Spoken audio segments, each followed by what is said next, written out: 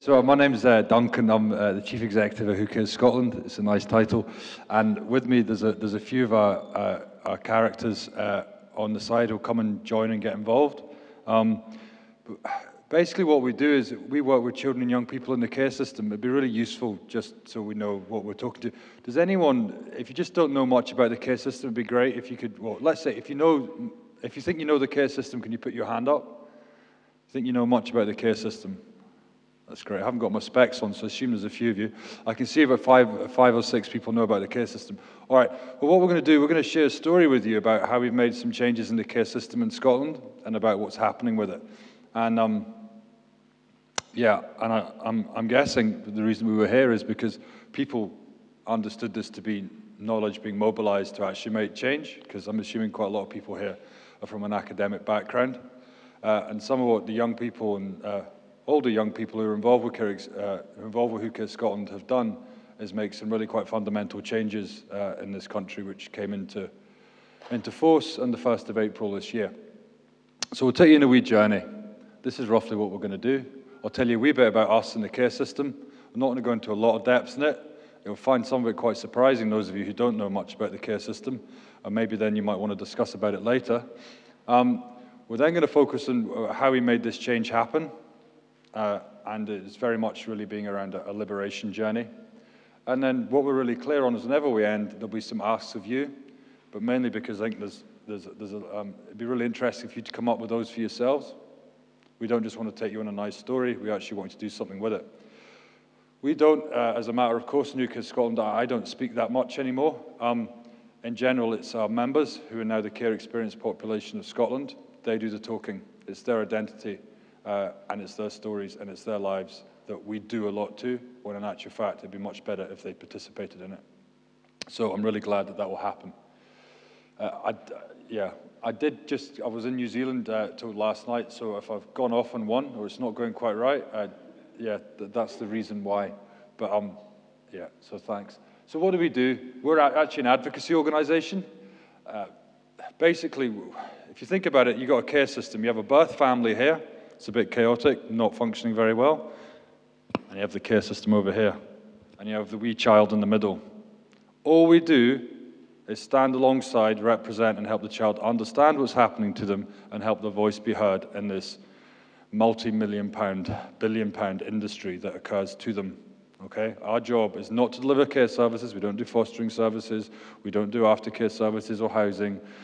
We literally are there to get alongside these children and young people and young adults and help them understand what's happened to them and have a voice within the system. So that's the basis of advocacy. We probably did about 2,000 advocacy cases last year. From that, what we realized was there's a need to connect these young people together. So we do a bit of youth work. We connect people with other care experienced young people so they can have some fun, etc., and understand that they're not, alien. They're quite normal human beings and characters. And within that, we also glean really valuable information. If you get 2,000 advocacy cases, you begin to understand what the issues are in the system. And we realized that we've been going for about 37 years. We realized that there's some key themes that are not shifting. So we'll work with a nice 8-year-old through to their 18, make some changes for them. They leave the care system. We start working with an 8-year-old, and it's the same issues. Something wasn't changing here.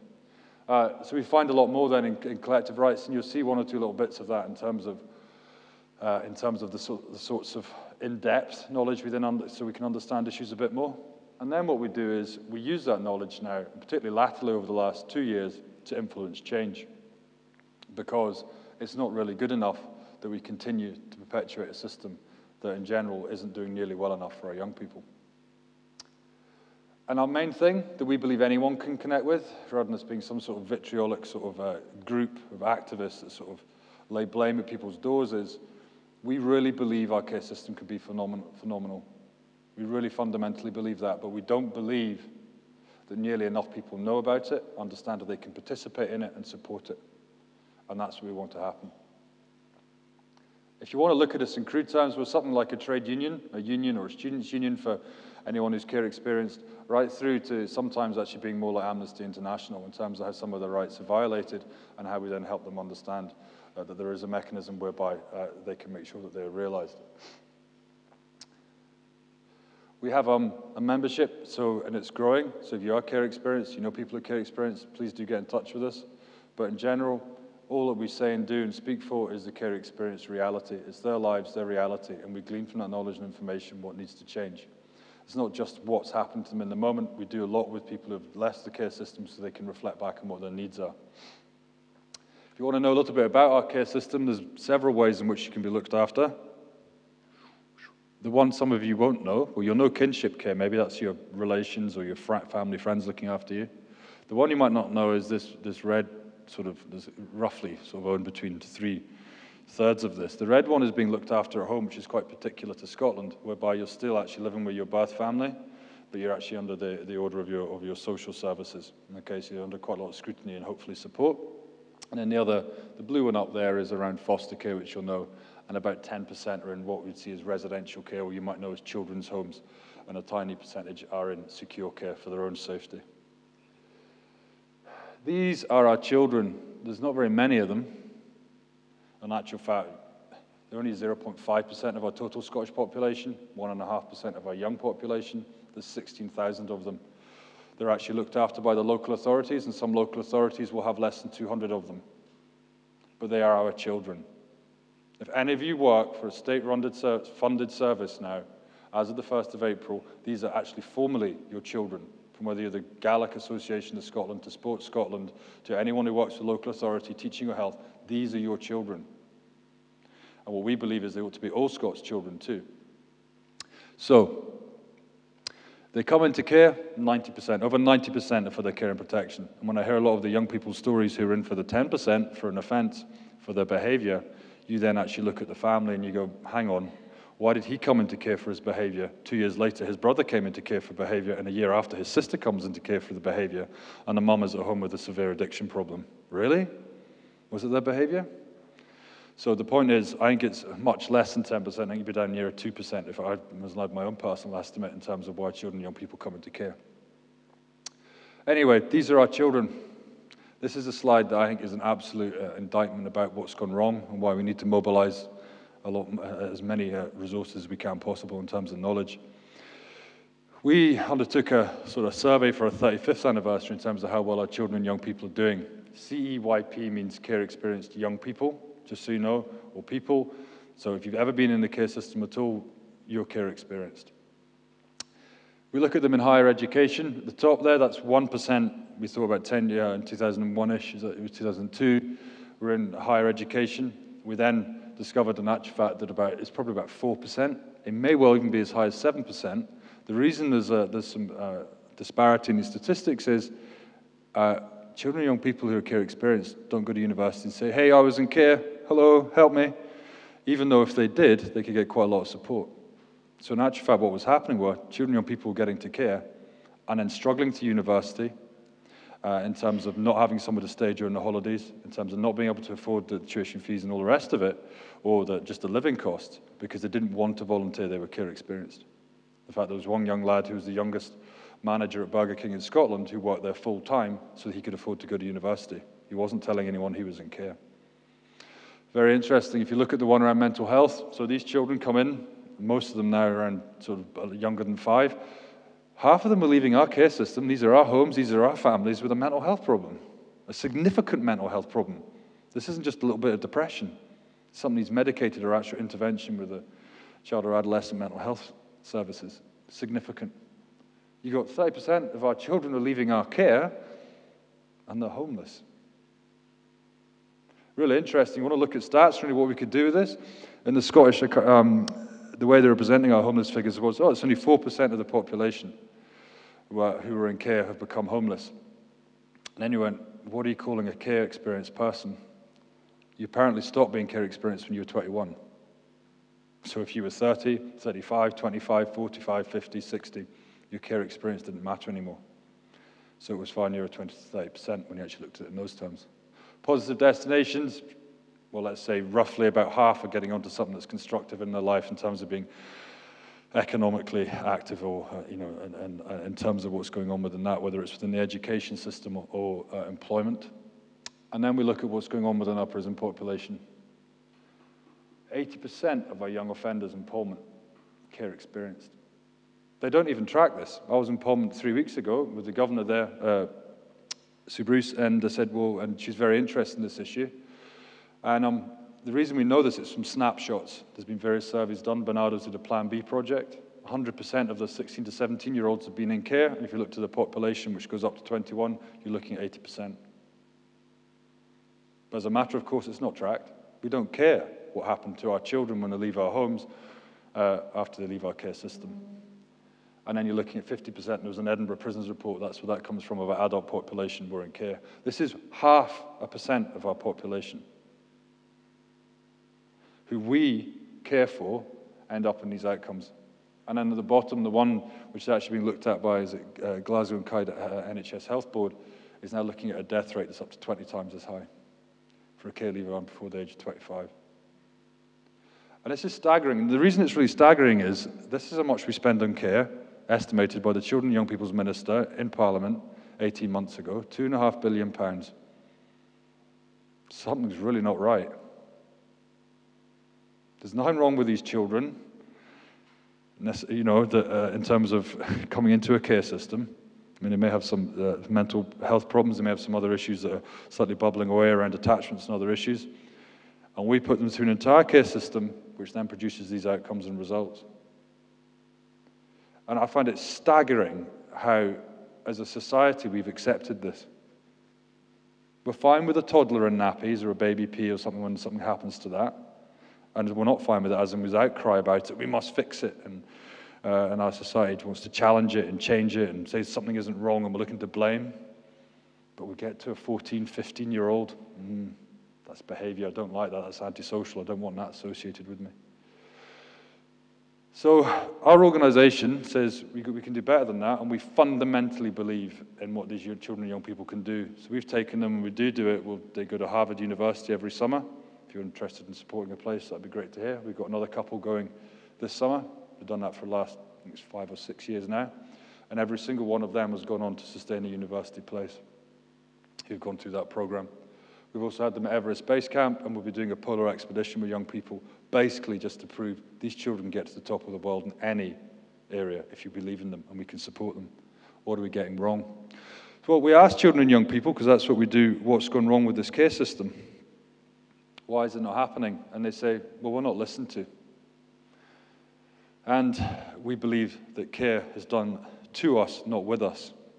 It's a system. It doesn't treat me as an individual. So what happens to me, you know, I get the same standard of care as every other child who may well be passing through this residential house or foster family. And we said, well, this doesn't really make sense. What is going on here? And then they said, basically, the key word, which is far too rare, and anything that I see that our lovely echelons of policymakers, academics talk about, was love. They said, we don't feel loved. Now we dress that up lovely in attachment theory. We call it well-being now. But there's a real glass ceiling, a solid concrete ceiling. Can't legislate for love. Can't put love in the job description. It's the one thing these children need. And they say it time and again is, I just wanted to be loved like the other kids. So the birth family, there's a very version, is a strong connection, more often than not, with wanting to be loved by your birth family. It couldn't care for them. They come into the care system. It cares for their practical needs, but it can't love them. Or it's not set up to love them. And this is a really key issue. The other issue that came out in terms of the two areas that needed to be addressed and solutions was the stigma. And we'll address that in brief, but the main thing was love. Now, if this works, hopefully, we're going to see a little bit around, when I went back to those, we talked about focus groups with care. This is what these young people then went to say what love meant to them.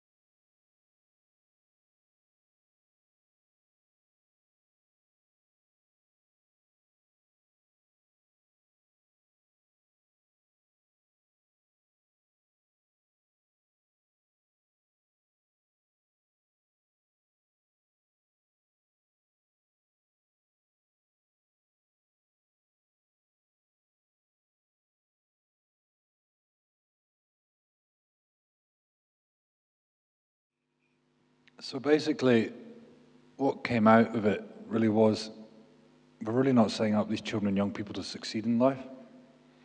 They don't understand how to make or live within a stable, long-term loving relationship. And for those of us who were fortunate, which is the majority of us, to get that from our birth family when we were born, from one or two key relationships and a few others surrounding it, they will really support us through life in terms of understanding the world from when you're, before the age of 1 and 2 and 3, we talk about very much as the key 1,000 days. But then also going forward, they set the aspirations, they set the expectations. They really help us work out what we want to do with our lives. And they're in the process and journey of becoming an independent adult too. In terms of it, I always find it fascinating when I regularly ask a care leaver, when did you leave care? They'll tell you the date. But ask yourself the day you left home. They don't necessarily, and the whole system isn't engineered so you can go back there to get your washing, get your tea, maybe just go back for a month in between jobs, go traveling, come home. I was always struck by a guy who's really successful, works with us, and he had a couple of jobs and had been in care for long until he was 16, 18, and then he went traveling to Australia. He come back, he got a place at Glasgow University, went to Glasgow City Council, said, hey, I'm going to university in September, this was around May, can you help me out with some accommodation? And they offered him a homeless hostel. And it's some of the crassness of what we're doing within our care system and the way that we view people as a part of a system. In terms we said, well, we need to change something. And we're an organization that's very much based in hope, and you'll see that, and we see the potential in these young people. The natural fact, if we don't give basically what we're saying about relationships, if you put them in their life's like being in a tightrope. If they lose one relationship, they fall off it, and their housing can be in jeopardy, their health can be in jeopardy, their job status can be in jeopardy, and their education, getting re-educated, can be in jeopardy. If we lose a job age 16, 17, 18, or do something quirky like go traveling maybe, or something normal, then there's a support structure around us. For these children and young people, that isn't there. And that's just a basic example. This is a letter, actually, that a bunch of young people wrote to the Education and Culture Committee. I'm trying to get the date. This was in August 2012. Because what's happened, ever since devolution, we've had at least one policy document, or hand-wringing document, as one young person called it, that was basically what they said was, it's an apology for the state of our care system. So it'd be a nice little inquiry into what's going on for these children and young people in care. And say, yes, this isn't good enough, they're leaving care too young, they're not being supported appropriately, and our care system isn't working. But nothing fundamentally changed. And this time when the Education and Culture Committee decided they're doing an inquiry into how young people are coming into care, a dozen of our young people wrote to them. That's some of the signatures at the bottom, there's more, saying, we'd like to give you evidence, please. And the evidence they wanted to give was they just wanted to tell them their stories. And this was fundamental in terms of what might be very relevant for you as an audience, was the power of stories. And I don't know if you know the parliamentary system, the committees are cross-party committees, and they hold to account ministers who have portfolios. So the Education and Culture Committee, there's about 9 or 10 of them, from the Tories right across the SNP and Labour, etc., accepted this letter and decided they would come to our offices and hear evidence. And in December 2012, they had evidence from, I think it was about a dozen young people in our offices, and one of which you'll hear from a little bit later on today. And all they had was, we structured the story from life before care, life during care, and life after care. That was it. And we asked 3 basic things. What was good? We always like to focus on what was good. What could have been better? What wasn't good? And how do we improve this? It had such an impact with those MSPs, they then invited another bunch of young people who were still within the care system for UK Scotland to go and give evidence in Parliament. It wasn't on record. And then they ended it in June, so within 6 months, they then had our young people leading a session, it was about 60 to people from across the sector, to work out how they would scrutinise the children's minister.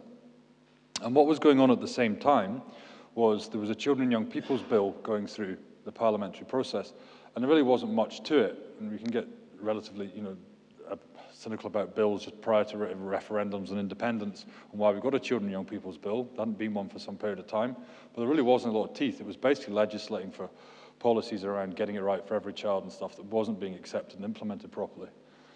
And what was really interesting, so from the December through to the June, we hadn't asked for anything. All we'd asked them to do was listen. And then they said, right, what can we change? And it was at this point we said, okay, what can you change? And it was something very simple. And the mainstay of it was, please can you change the care leaving age from what was averaging at 17 to 21? And what something really remarkable happened, they've been doing the research and working in this in England under a staying put regime, and they'd agreed it in November to do it for foster care only, and you saw that was about a third of our care system. In Scotland, and I got phoned up on Christmas Eve, so that was 6 months after we made the request, and they said, we're raising the care leaving age, and I assumed that various people put in submissions to this bill, that it would be to 18. And I said, oh yeah, and what age? And they said 21. We'd asked for 25, but they're going to work to 21. It's coming in incrementally. And it was really quite remarkable. I said, you really could have knocked us over with a feather. This was announced on the 6th of January, 2013. And 2014, sorry. What was really remarkable about it was, this is how significant it was, Action for Children, very big children's charity. On the 1st of January 2014, they had in a strategic plan for the next 5 years that they would work in Scotland to raise the care leaving age. By the 6th of January, it had been achieved. So this is how, really, it was really discombobulating in terms of how this actually worked and happened, and we were quite staggered by this. What happened there? And we'd done some campaigning work, we'd been talking to civil servants, and we'd involved Barnardo's and Aberlour to help us do the technical bit. We didn't have a policy arm in UKKM in those days at all. And what was really quite remarkable about it was we were given 3 bits of feedback. Was that why this worked was it was led by care experienced people. It gave a lot of credit to everybody, so we were very clear on that to the committee. We didn't look, and the other thing that I think was really important with this in terms of campaigning, which we went against the messaging one, it was positive. We didn't dwell on those statistics we stuck up there. They knew that, they'd heard the stories. We looked for the hope, for the aspiration for what it could be like. Care could be phenomenal. This was all by accident. We learned this in retrospect. We weren't gurus on it in any sense. But what it also did was, it meant the door was open. We hadn't had a massive battle with these politicians about this, just talking about the what. All we'd said was why you need to look for change. And because that hadn't happened, it wasn't like we staggered over the finish line and went, thank God that's finished, like let's move on to the next issue on wind turbines or whatever else, or hedgehogs. There's a real interest in this now. And I'll go on to show you some of this. And this, for instance, is the credit. This is this Education and Culture Committee, and I think it's about the 6th of January 12th of January in 2014, giving credit to the young people, and some of them are in the photo in the background there, because we went and gave thanks. Said, you did this, thank you for doing it. And they got great accolades for it. We won loads of awards. We won about 6 out of 6 awards last year across the UK for making change. And basically this was because how our society, sort of vulnerable group of people owning those stories had made change happen. It actually seemed pretty simple. We didn't do a lot. It was about a year's worth of work, which was none of our core work. We were doing all our advocacy stuff on the side. Great people have great courage to do it, but they shared stories. And this is some of them. And there's a nice quote at the bottom there. They actually won the Politician of the Year awards. So the guy who campaigns around MND, motor neuron disease, the young people won that award. They also beat Women for Independence in terms of the significance of the change that this would make for an entire population, but also that population found their voice. So it was really quite fundamental in what happened. And what we realized was, because there was 2 things that were said to us. One was the sector, and we'll talk about that in broadest terms other than names, but it said, don't tell our stories. That's trauma, it's not ethical, and you have no right to do it. That was basically the crude message given to us as an organization.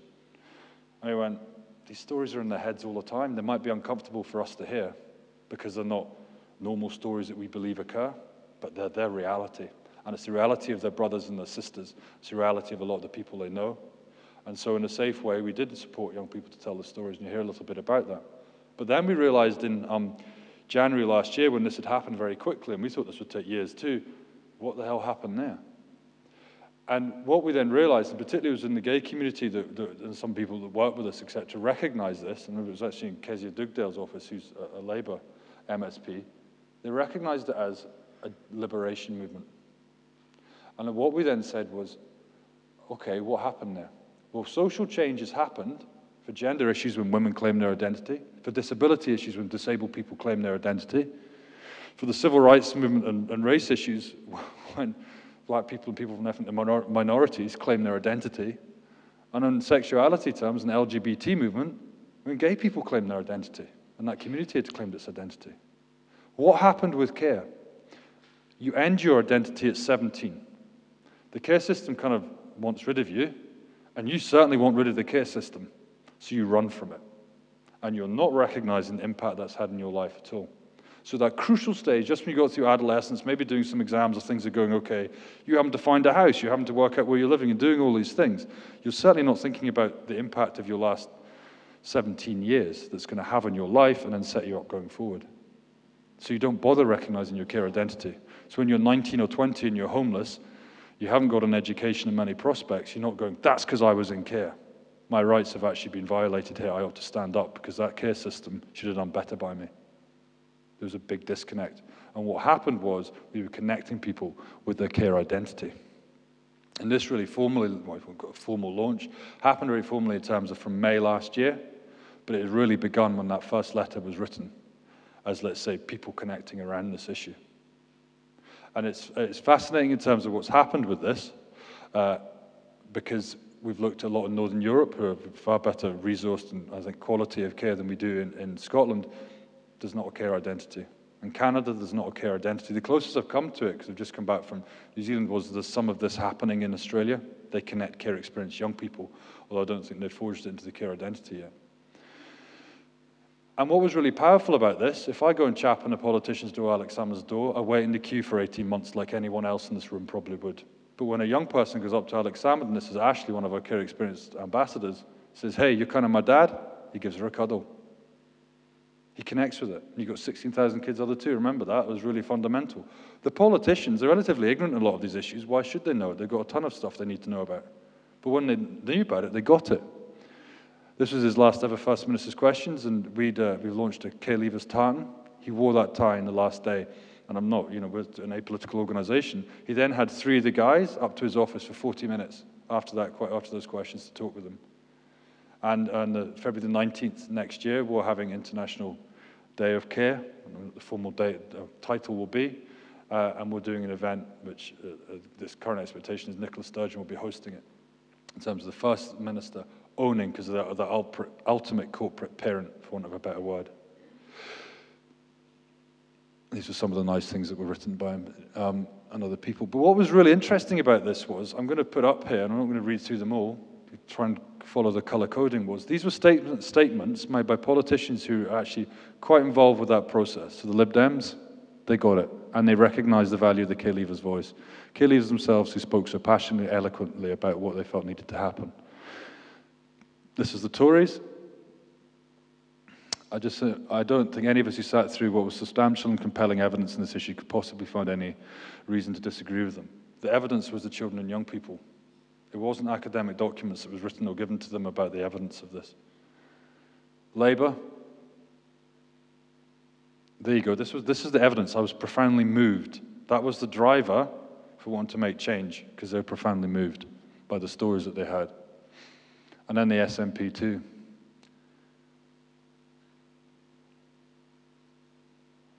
At the bottom there, you see, that was really some of the most important compelling evidence and some of the most important compelling discussions that took place during these inquiries. So basically what happened was we realized something's happening, and then we kind of got it. So in August last year, we went, right, Jings, what do we do next? They invited us back to this committee. I think it was basically in between the summer holidays and the break for the independence campaigning. There's about 3 weeks to basically say, well, what happened there, and to have a nice session. And we went back in, we were a bit more savvy this time. There was actually 4 more care experienced people who went back and claimed their identity, and they were a wee bit older. And they went in with a very specific ask. They said, look, we're going to share our stories now because we've claimed our identity, because we've actually seen the younger ones do it and saw that we need to too. And really interesting, some of them have gone many years. I've now met 50-year-olds who come up saying, I'm actually care experienced, and I've had enough of telling all those white lies about my childhood. It's quite a regular response we get. Kevin's not there actually, and he talked, they all talked very eloquently, but he talked about how he got 80% of the people in his life not to know he was in care, And he was in it from 0 to 18, and he was now about 26, 27. And he managed to get 80% of the people involved with him not knowing he was in care. So that was a stigma issue. But what they went into, they asked, and that was in August, for advocacy. They wanted to have a voice and a collective voice. And the budget statement that came out in October, there was, I think it was, in the end of it being about £500,000 to investigate how we can do this properly. So again, went in, here's why, here's the what, thank you, and then they get a response. That committee was educated, informed, and involved with it, and they're now working with us in terms of how we might look at this properly being rolled out, so there's a clear voice for children and young people in care, because only 20% of them currently have a voice that's independent of the system. I need to speed up a bit because I'm conscious of time we won't hear from the young people, but what was very interesting about this was what happened. The green line is from the British Social Attitude Survey in terms of how British people accept sexuality, the LGBT acceptance of that. It was really in the 80s, you're way down sort of below 50%. And then if you look at what's happening towards the 2000s, the noughties, you're up to 78%, and I'm assuming it's 80% plus now. Our society accepted it. We accept, differences in sexualities in terms of what's going on now as a matter of course. We certainly didn't in the 1980s and before that. We were doing some pretty horrific things to individuals. And you'll be aware of the PCS model in very basic terms of how you make change happen in terms of stigma and discrimination of young people. But our question is, and this isn't funded, if I found it, so it's a dotted line. How many people understood and knew those statistics for a care experienced population? How many people realize these are our children and this is how badly we're setting them up to fail? And our fundamental, and the reason I really got involved in this, well, I've worked all over the world with various young people was, and I'm trained at master's level and working with young people in youth work, I didn't know. I didn't know. I'd worked with young people in care. So, oh yeah, they're quite challenging sometimes, but I never knew that's how badly we were setting them up to fail. Our question is, how well does Scotland know?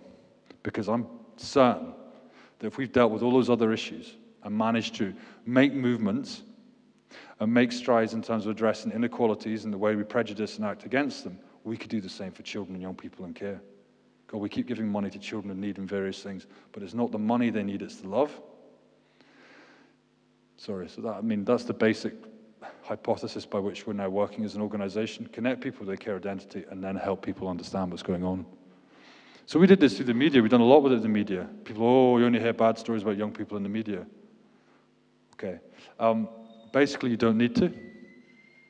There's a lot of good stories you can hear.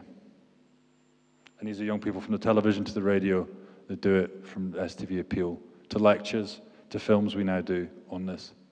If you want to look at how the saturated fat has changed stuff, well, here you go. This was written by a teacher who came to some of the training that we now do because we care experienced young people own those stories and share it with teachers and various people.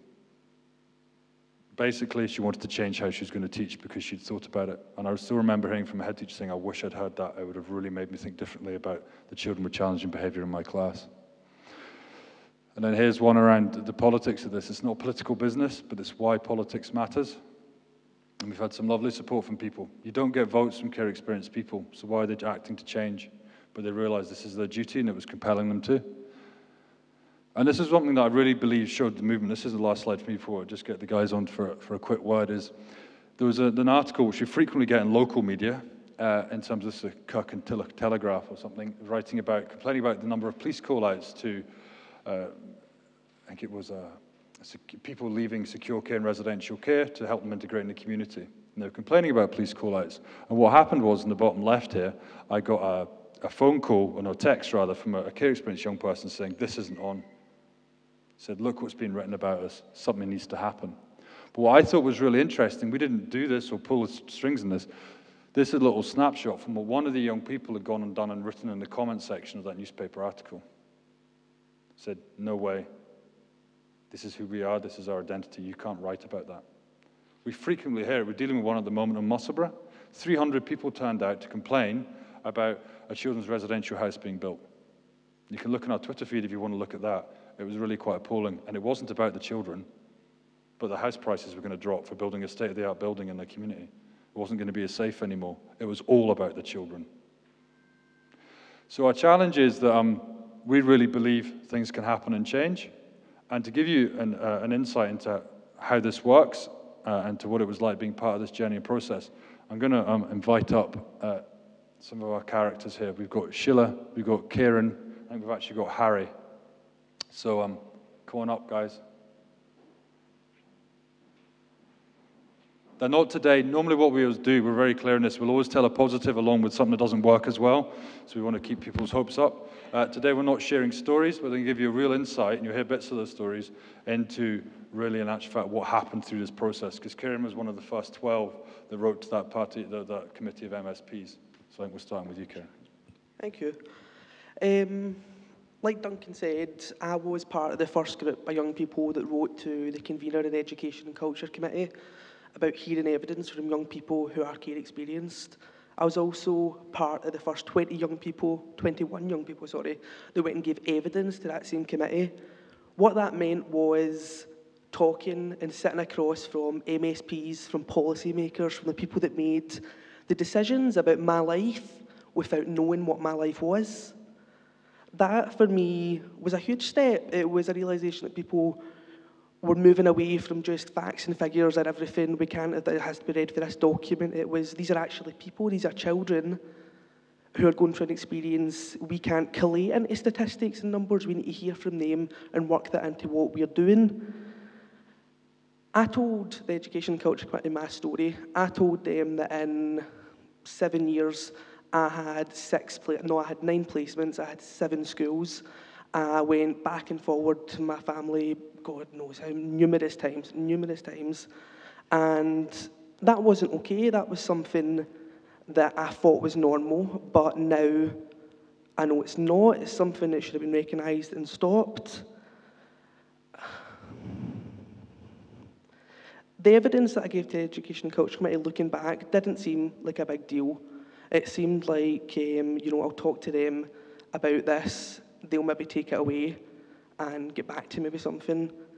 Looking back, it was so much more than that. It was, what I didn't realise, it was a Kickstarter for a movement that's still going on right now, that's been marked by things like the Children and Young People's Act this year, and other things, like so many other things, like Orkney Council working into their corporate parenting plan that they're going to make love an ideal of that. That's amazing. See, 5 years ago, when I'm still in care right now, but 5 years ago, that wouldn't have been a thing. That wouldn't have happened. Love wouldn't have been a part of someone's corporate parenting plan. Never. And that, to me, just says that we're making so much progress, but at the same time, not enough.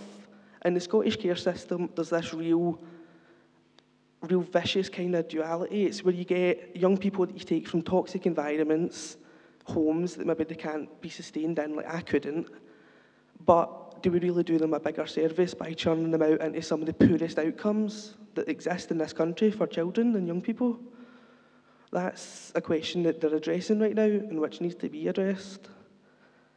Knowledge in this situation for me was understanding that having that many placements and that many education moves wasn't healthy, it wasn't normal, but I didn't know that, and it's something that I just accepted, but that can't be normalised. But what it can be is made better. It can be made that when children are removed from these homes that they can't sustain themselves in and that aren't beneficial to them, that they're going to something better, that they're going somewhere where they are loved and they are cared for, and they go on to university and they go on to good, positive destinations in their life. You see a lot of that right now. Like, when I was young and I didn't know any care experienced people that went to university because the numbers have went up in recent years, but not by a lot. Now I know maybe 7, 8 out of the 100 that I do know. And that's amazing. Like other things as well, like the National Union of Students just elected a care leaver as their president. It's things like that just show me that there really is hope and progress being made. But is it enough? When you think about being in care, and when people make these decisions about a care system that is so defined by policy and statistics, they don't think about me, about Sheila, about Harry, about the people behind it. And that needs to change. because it's not just a care system that tells us what to do, it's a care system we need to be a part of because we know what we need from it. I want to thank you for listening to me, and I'd like to hand you over to Sheila.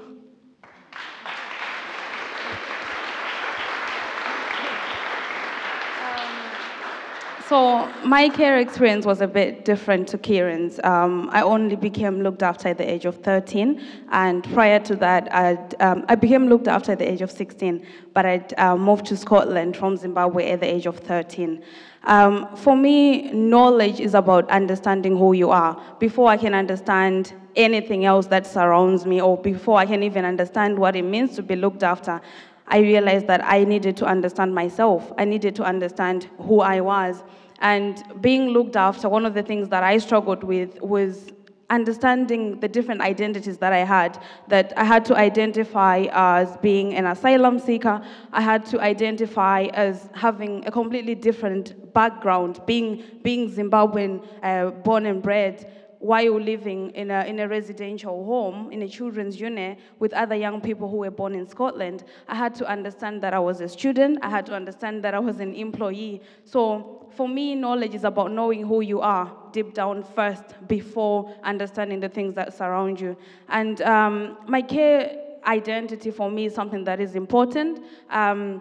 And the moment it became important to me was when I was moved into care. I had loads of friends at school, but the moment I was moved into a children's unit and I told my friends, they all sort of changed their behavior, their attitude towards me. They believed that I was a bad child, but what they didn't understand was that I was being moved into a residential unit because where I was living at the time, I lacked love. I wasn't being cared for and being loved the way that I should have been, like other children.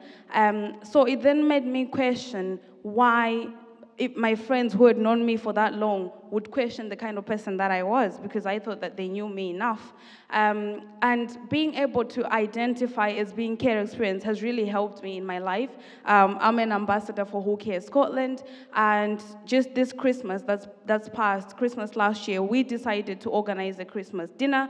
I was heavily involved in it. I had to go on STV and talk about the reason why we had to have a Christmas dinner. And for a lot of us, when we have Christmas dinner at work, it's just so we can get together with our friends and work colleagues, and we normally have it maybe on the 23rd or 24th or the week before Christmas, but we actually managed to have a Christmas dinner on Christmas Day, and it taught me a lot. I was able to meet other young people who used to be looked after and some who were still looked after. And there was one young person in particular who had actually come from Africa as well, like myself, and she didn't know anybody in Scotland. So she was just as confused as I had been when I moved into the care system. And I was able to connect with her and form a real friendship with her. So for me, being care experience and having that knowledge that, you know what, I am different. I am similar to Kieran because I'm care experience, but I'm different to Kieran because I wasn't born here, and other things as well. It has helped me to sort of pick my family.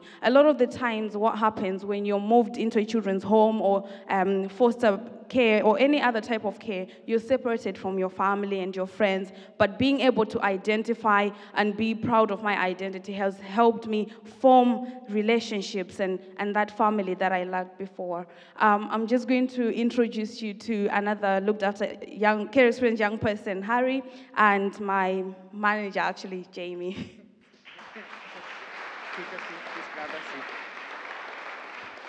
Hello, my name's Jamie and I work with Who Cares Scotland. Duncan said that when we went to the Education and Culture Committee that we kind of took over. What I want to tell you what happened was they said it would be great to hear for you for 10 minutes and we talked for an hour and 20. So sorry, we've not learned anything by that. I'm conscious of time, so I won't go on forever, but I've got some questions. So we've heard from Sheila and from Kieran. Harry has joined as well because Duncan spoke earlier about a community in Scotland who rejected outright the idea of a children's house being built there. And Harry actually was living in the area where the children's house was going to be built, had experience of living in residential care, and went along to a meeting probably not dissimilar to this in terms of people, but times two. And the convener of the meeting says, okay, everyone, we know we're all here for that. Do we want to hear from someone who has been in care to get their side of this, to understand more about it? And the response, Harry, was... Get out, basically. They didn't want me to speak. They didn't want care experienced input because they kept talking about how it wasn't about the young people. They talked about how it was going to ruin their land, but they were contradicting themselves because they were saying that this was a peaceful green place that their kids played, and then at other times they were saying that other people hung around there on the weekends and it was a big water-infested bog that nothing could be built on. So it was a bit contradictory, but little things were being uttered that showed that they knew nothing about care experienced young people as well. Like, oh, what about our old people? Or that's going to create an alley. I've got 3 young daughters, so it was awful. It just showed that there was a complete lack of knowledge that was needed to be put in place, but it wasn't about the young people, obviously. Harry, when we started talking about this conference, we spoke about the whole notion of knowledge and how people use that and how you mobilise it. So the care system, as Duncan explained, is huge. It's very, very big, and it makes decisions about people's lives. There's a lot of meetings that have to happen there, a lot of kind of hearings, a lot of reviews and so on, that we say to 10-year-olds, you remember and have a voice in that, this is your meeting, but you're like 10, so how on earth are you supposed to do that? But for you, Harry, you mobilised your knowledge around those formal processes in care, didn't you?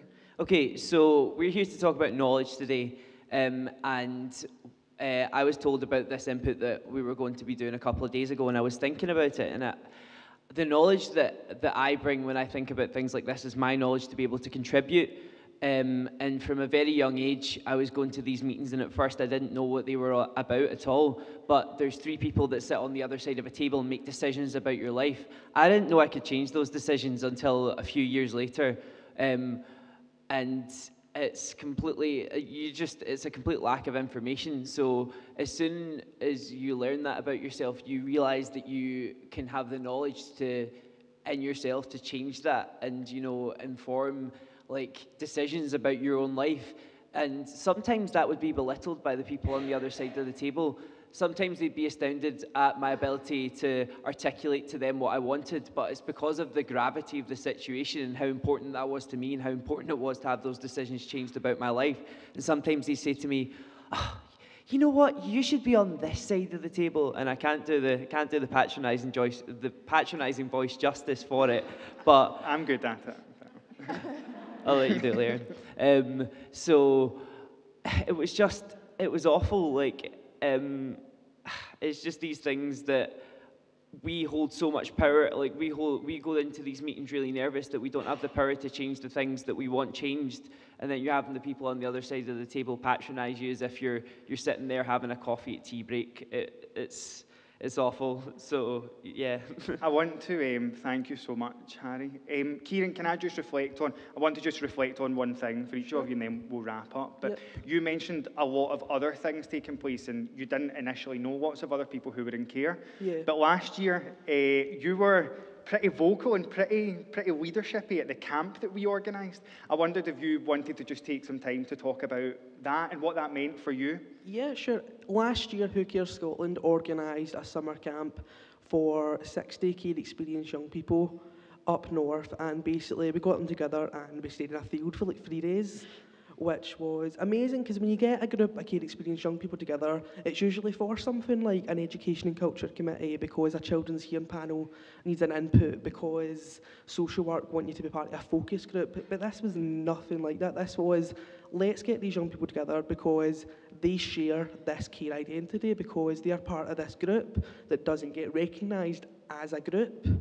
And for me, that was insane. That was magical. It's like if you had 16,000 brothers and sisters that had the same exact life as you out there, but you didn't get to see them every day, you didn't get to talk to them, they weren't a part of your life. Getting the chance to interact with that group of people who understand what I went through as only they could, that no one else, no matter how many reports you read, no matter how many panels you sit in, no matter how much you observe as a social worker, a policymaker, whatever, that you can't possibly understand. It was incredible. Sheila, just a final question for you. First of all, I want to ask, how are you going to do summer camp and look like that this year? I'm going to look terrible. The thing I wanted to ask, just to reflect on it, so what does it mean to you to come to events like this, to have this many people sign up to listen, but to be able to share a platform with other people who have that experience? What does that mean to you? For me, I think it sort of helps confirm that there is a clear difference between having a label and having an identity. It's amazing that you guys actually took the time to come out today in the morning to listen to us. And it reassures me that you care enough to listen. And there's one thing that I've always known, that if you lack knowledge, then you should be willing to go out there and try and ask questions and try and understand things. So the fact that you're here listening to us, it means a lot. And just to be able to go out, we do this quite a lot, where we go out and actually share our full experience. And I know we've not been able to do it today. It's a good way of us sharing what really happens. It's easy enough for people to write reports and post things online and everything and have an assumption of what it means to be looked after. But if I'm able to own up to my identity and say, you know what, I know I was looked after, but that is not something that I'm ashamed of. That's something that I'm actually proud of, that I went through that. And although it wasn't perfect, I can identify the things that I think we should improve, and I can highlight those to the people who are able to make a change, and I can encourage other young people as well, for other young people who are willing to share their stories. So in a way, I think it's some sort of movement that's going on. You know, we are encouraging young people to speak up, and the fact that you're willing to listen means that there's hope that we can change the care experience of those young people who are coming into the care journey just now, I think. Okay, I just want to say thank you so much for not shouting at us for overrunning, but also thank you so much to Harry, to Sheila, and to Kieran as well for contributing that today. Thank you so much.